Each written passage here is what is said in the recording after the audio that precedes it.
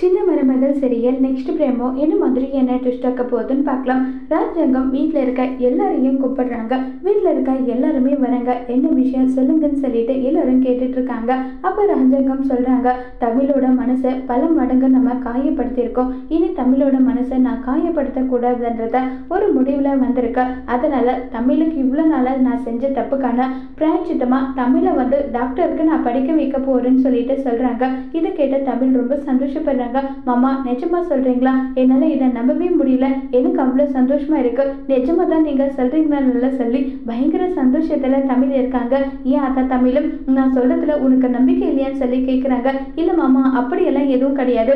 அப்புறம் என்ன, நான் உன்னை கண்டிப்பா டாக்டருக்கு படிக்க வைப்பேன், நீ கவலைப்படாம இருன்னு சொல்றாங்க. இதை கேட்டு தமிழ் பயங்கர சந்தோஷத்துல செதுவை கட்டி பிடிச்சி மாமா என்ன டாக்டருக்கு படிக்க ஒத்துக்கிட்டாங்கன்னு சொல்லி அவ்வளவு சந்தோஷப்பட்டுட்டு இருக்காங்க. உடனே செய்து சில விஷயத்துல நிறைய பிரச்சனை வந்துருச்சு, அது எல்லாம் நினைச்சு நான் இப்போ வரைக்கும் கஷ்டத்துல இருக்கேன். நீ கண்டிப்பா டாக்டர் ஆகுவ, அந்த நம்பிக்கை எனக்கு இருக்குன்னு சொல்லிட்டு செய்து சொல்றாங்க. இதை கேட்டு தமிழும் ரொம்பவே சந்தோஷப்பட்டுட்டு இருக்காங்க.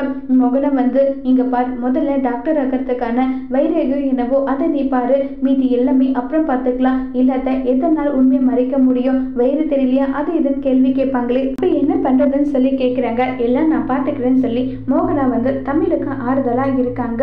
இப்ப தமிழுக்கான உண்மை ஈஸ்வரி இல்ல சாவித்ரி யாராவது கண்டுபிடிப்பாங்களா இல்லையங்கிறத வரப்போற எபிசோட்ல வெயிட் பண்ணி பார்க்கலாம். தேங்க்யூ.